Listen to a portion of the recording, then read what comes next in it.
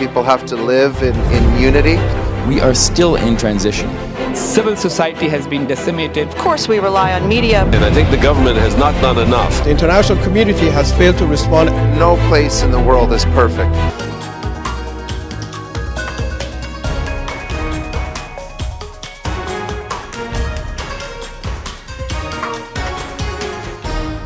Hello viewers, I'm your host Lipakshi Khurana with another episode of South Asia Focus. Let's first talk about India-Africa relationship, which is characterized by frequent high-level visits, growing trade and investment, and numerous people-to-people interactions. The newly elected president of Kenya and Rwanda's foreign minister recently made a significant visit to New Delhi. A new chapter in India-Africa ties is being written as the relation between the two sides has changed significantly over time due to shifting dynamics. A report.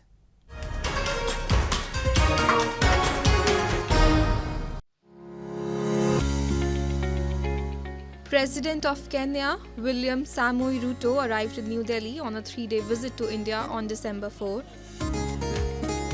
Ruto was accorded a ceremonial welcome at the Presidential Palace, where his delegation was greeted by Indian President Draupadi Murmu, Prime Minister Modi and other officials. The Kenyan president also offered respects at the memorial of the country's iconic freedom fighter Mahatma Gandhi. The focus of the visit was on reinforcing bilateral relations in various domains. Ruto held talks with Indian Prime Minister Narendra Modi and said that New Delhi and Nairobi will work together for the benefit of the people of the Global South. India announced a $250 million line of credit to Kenya for modernization of its agriculture sector. Kenya के कृषि क्षेत्र का आधुनिकीकरण करने के लिए हमने $250 million की लाइन ऑफ क्रेडिट प्रदान करने का भी निर्णय लिया है। आधुनिक समय की जरूरतों के अनुसार हम टेक्नोलॉजी और इनोवेशन में अपना सहयोग बढ़ा रहे हैं। Being victims of terrorism, both Kenya and India are unanimous that the menace is the most serious challenge to humanity. While India has suffered at the hands of Pakistan, Somalia-based groups are posing serious challenges for Kenya.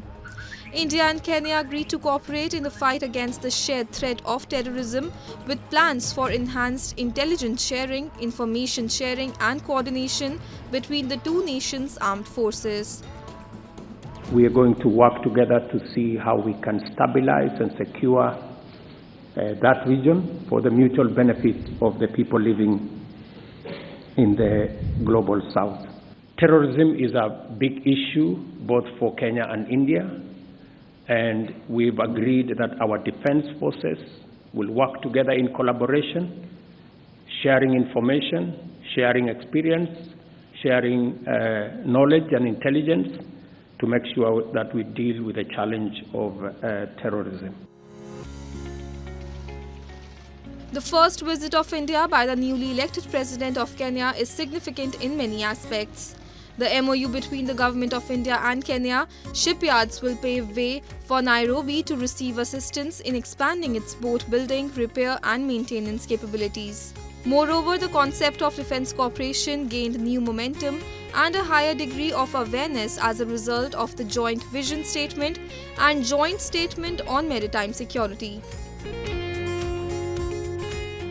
Kenya's integration into India's Sagar and Indo-Pacific policies appears to be progressing with the release of the joint vision statement between the two countries on maritime cooperation in the Indian Ocean region. Kenya and India have a relationship characterized by frequent high-level visits, growing trade and investment, and numerous people-to-people interactions. Indians in Kenya make up a sizable community of almost 1 lakh individuals. In addition to enjoying economic success in the country of East Africa, this significant community has forged strong bonds over many generations. The relationships between Kenya and India have been strengthened in large part by these people-to-people exchanges. Rwanda's Foreign Minister Vincent Biruta also arrived in New Delhi on an official visit to further enhance India-Rwanda ties. India said New Delhi's engagement with Rwanda has been consultative, response-based and focused on developing Rwandan capacities and human capital. A new chapter in India-Africa ties is being written as the relation between the sides changed significantly over time due to shifting dynamics.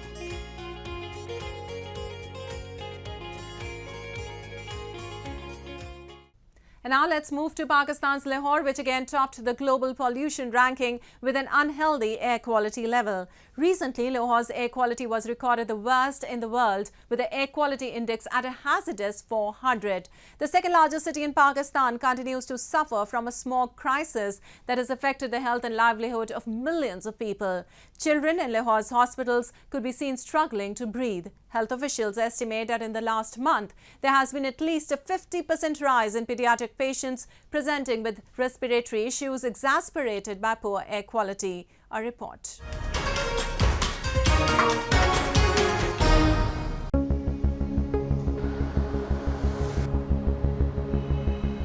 With poor air quality, Pakistan's second largest city topped the worldwide pollution index once more on December 7.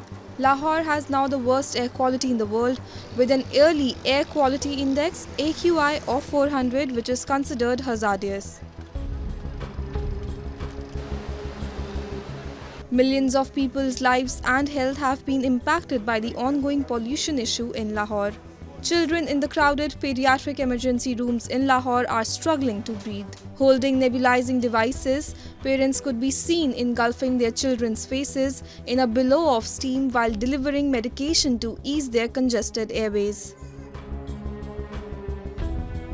There are more waiting in queue for treatment. For weeks, a dense haze has obscured the sun and covered the streets in a thick layer of fog at night in Lahore, forcing 11 million inhabitants of city to breathe in toxic smog.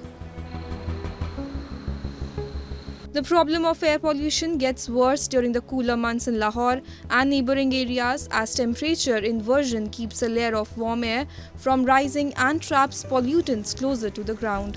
Once known as the City of Gardens, Lahore last year claimed the title of world's worst for air quality. Health officials estimate that in the last month, there has been at least 50% rise in pediatric patients presenting with respiratory issues exacerbated by poor air quality.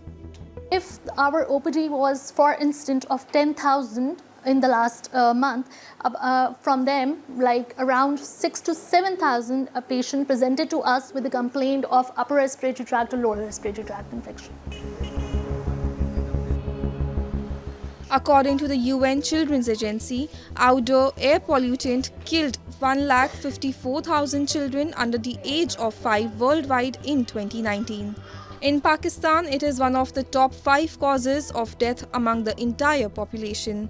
Dr. Javed Akram, the Provisional Health Minister, says that hospitals in Lahore are on high alert with extra beds and ventilators reserved for emergency cases. Our pediatric hospitals, they are overwhelmed with burden from the respiratory issues.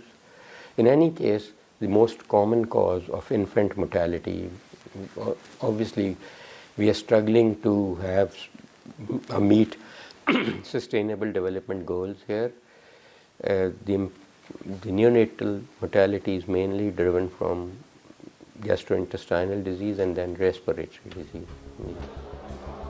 Since the beginning of November, there have been 4 partial lockdowns and campaigns to encourage mask use in an attempt to lessen the burden of health services. Authorities identify poor quality fuel used in automobiles, construction and industrial activities, as well as crop burning as the main causes of the poisonous cloud.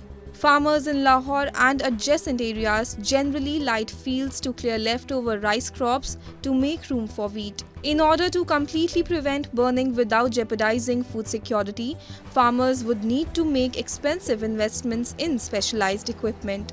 People with lung and heart diseases, diabetes, cancer and asthma in Lahore are negatively affected by poor air quality. Research indicates that the likelihood of these conditions can be elevated by air pollution. According to experts, using artificial rain technology is a temporary fix that will be extremely expensive for the government. And time now for Asia This Week, the stories from across the continent.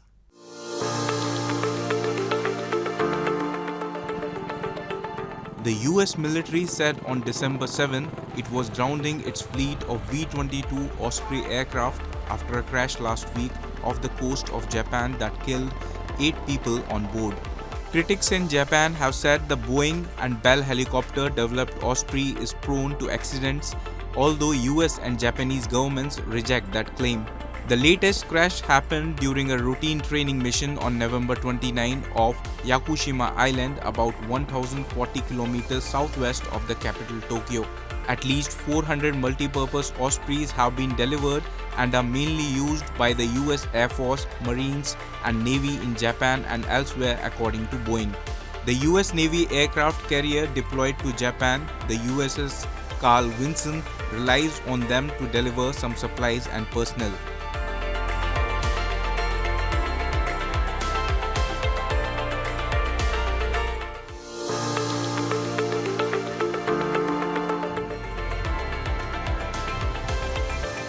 The ongoing 28th meeting of the United Nations Conference of Parties on Climate, known as COP28, is an opportunity for governments to try to accelerate action to curb global warming to prevent the most devastating consequences of extreme weather following a year of record temperatures, wildfires and drought.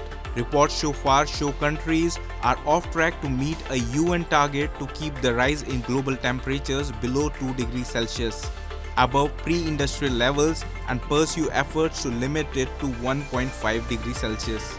At the negotiations in Dubai, countries are hoping to strike a deal on an increase in renewable energy capacity at the global climate negotiations, which will focus on the gaps in the implementation of the 2015 Paris Agreement.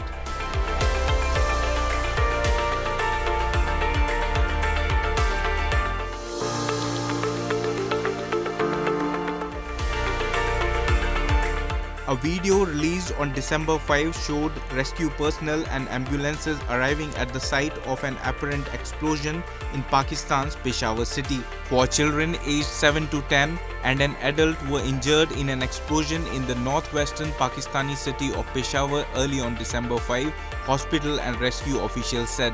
There was no immediate claim of responsibility for the attack. Peshawar, which straddles the edge of Pakistan's tribal districts bordering Taliban-ruled Afghanistan, is frequently targeted by Islamist militant groups including Islamic State and the Pakistani Taliban.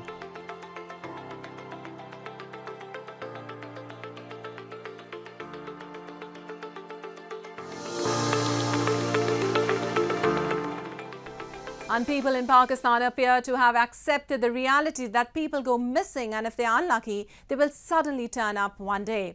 Enforced disappearances is a serious and long-standing issue in the Islamic Republic.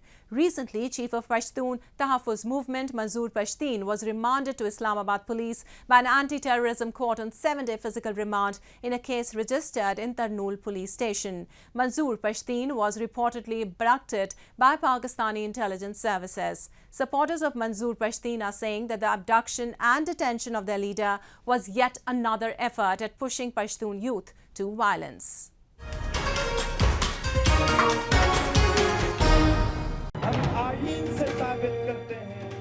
On December 7, an anti-terrorism court in Islamabad handed over Pashtun Tahaffuz Movement chief Manzoor Pashtun to Islamabad police on 7-day physical remand in a case registered in Tarnool police station.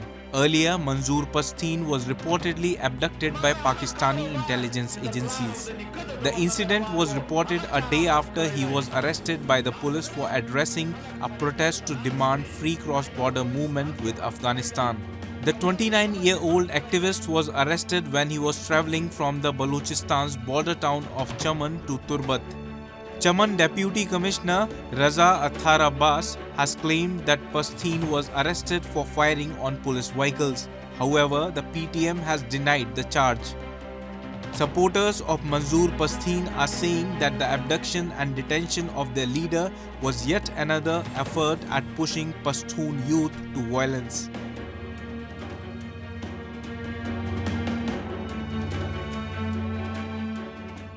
आज जब हम ने मशर मंजूर पश्तून ने चमन के धरने में ऐलान किया कि आज हम एक बहुत बड़े जुलूस के साथ अपने बलोच भाइयों के साथ इजहार यकजहती के लिए तुर्बत जाएंगे और वहाँ पर उनका जो एहतजाजी धरना बैठा है उसमें शिरकत करेंगे। तो जब हम गाड़ियों के काफिले के साथ चमन से बाहर निकल रहे थे तो किसी इशारे, रुकने का इशारा या हमें रोकने के बजाय जब हम थोड़ा आगे आए चमन शहर में तो वहाँ पर एफसी, पुलिस, लेविस और आर्मी के लोग खड़े थे, उनके पर्सनल खड़े थे। उन्होंने हमारी गाड़ी पर स्ट्रेट फायरिंग की। ना उन्होंने हमें रुकने का इशारा किया था, ना उन्होंने हमें रुकने का कहा था। अगर वो हमें रोक देते, गिरफ्तारी से तो हम नहीं डरते, ना मशर मंजूर गिरफ्तारी से डरते, तो हम रुक जाते, गिरफ्तारी दे देते। जब थोड़ा आगे चले गए, अपने साथियों के साथ मशवरा किया तो साथियों ने बताया कि उन्होंने पूरे चमन शहर को अपने मुहासरे में ले लिया है और निकलने का कोई रास्ता नहीं है। तो फिर जब हम वापस आ रहे थे हमने कहा कि चलो ठीक है, फिर हम चमन के धरने में जाते हैं। फिर जब हम वहाँ पर जाने की कोशिश करने लगे तो रोड तो मुझे मालूम नहीं कि कौन सा रोड था, लेकिन वहाँ पर तकरीबन 4-5 गाड़ियों ने, जिसमें तकरीबन 60-70 मुसल्ला लोग थे, उन्होंने हमें घेर लिया। मुझे, नूर बाचा और मशर मंजूर को अलहदा गाड़ियों में डाल दिया। फिर तकरीबन आध घंटे के बाद हमें इधर उधर घुमाने के बाद मुझे और हमारे जो सूबाई कोऑर्डिनेटर हैं नूर बचा, उसको छोड़ दिया गया और मशर मंजूर को ये लोग अपने साथ ले गए। On several occasions, armed men have abducted political activists and human rights defenders in Pakistan. Enforced disappearances is a serious and long-standing issue in the Islamic Republic. Pakistanis appear to have accepted the reality that people go missing, and if they are lucky, they will suddenly turn up one day. One of the most significant concerns in Pakistan's biggest but poor province Balochistan is the issue of enforced disappearances. Numerous activists, journalists, and intellectuals have been reported missing, allegedly abducted by security forces or intelligence agencies. According to human rights organizations, such cases have been substantial. Reports have emerged of extrajudicial killings carried out by security forces in Pakistan. Thousands of cases of enforced disappearances remain unresolved in Pakistan. मोहब्बत गोलियों से बो रहे हो, वतन का चेहरा खून से धो रहे हो, गुमा तुमको कि रास्ता कट रहा है, यकीन मुझको कि मंजिल खो रहे हो। चमन में एक धरना बैठा हुआ है, रियासत की पॉलिसियों के खिलाफ वो एहतजाज कर रहा है। इसी तरह से कश्मीर में पिछले 6-8 महीनों से एक तहरीक चल रही है, पूरा कश्मीर सड़कों पर है, वो रियासत की पॉलिसियों के खिलाफ एहतजाज कर रहा है। इसी तरह से चिलास में कल एक बस पर गोलियां चलाई गई जिसमें 8 लोग मारे गए। वहां पे गिलगित में सब्सिडी आटे पे खत्म की गई है, वो सारे एहतजाज कर रहे हैं। इसी तरह से बलोच एहतजाज कर रहे हैं। कोई बंदा इस वक्त रियासत से खुश नहीं है। Baloch and Pashtun political activists have raised the growing issue of enforced disappearances in Balochistan and Khyber Pakhtunkhwa in the United Nations Human Rights Council. Even though the successive governments in Pakistan have promised to make the practice illegal, people are still being forcibly vanished with impunity.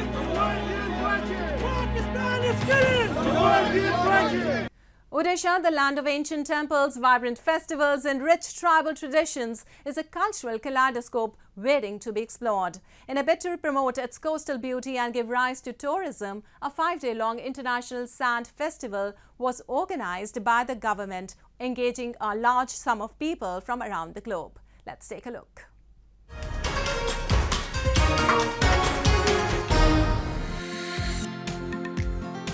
The vibrant state of Odisha is a fascinating blend of diverse cultures, rich tribal traditions, and unique languages.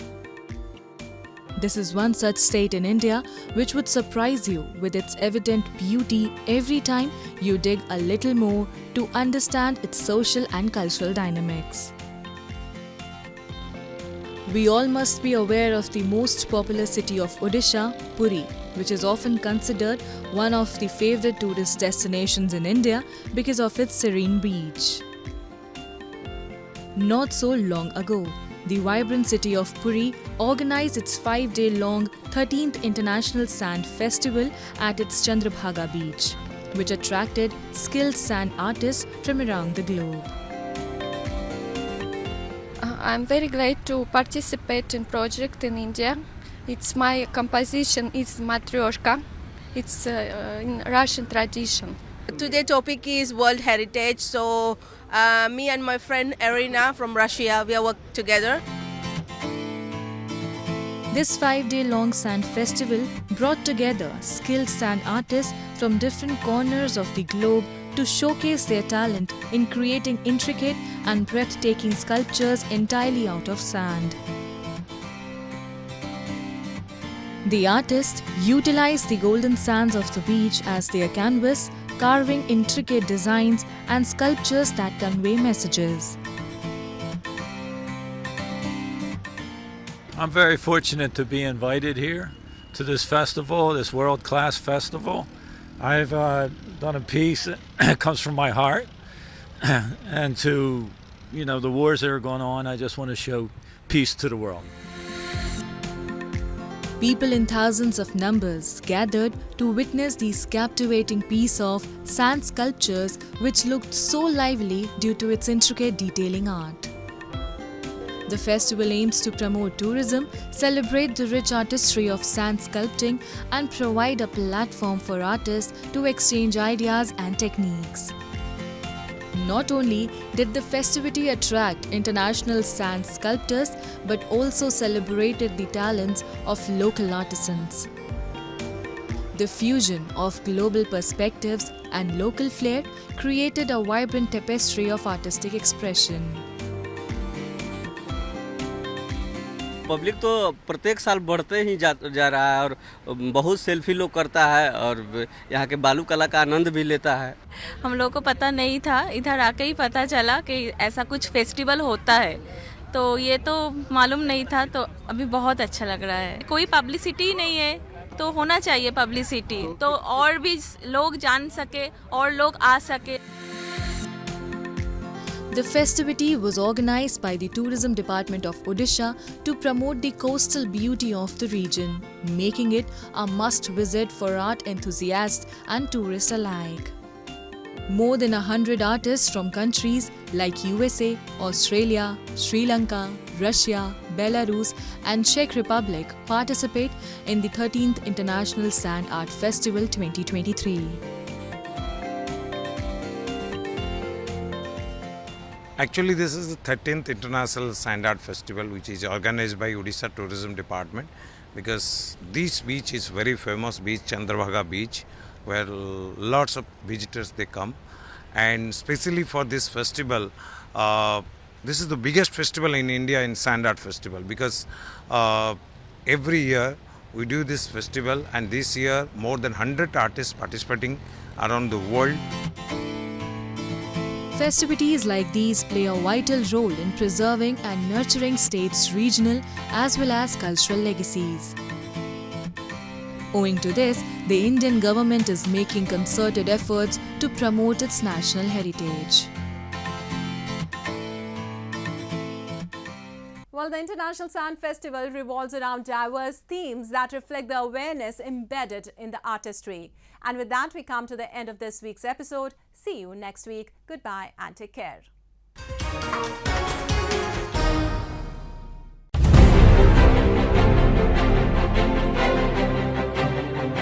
People have to live in unity. We are still in transition. Civil society has been decimated. Of course, we rely on media. And I think the government has not done enough. The international community has failed to respond. No place in the world is perfect.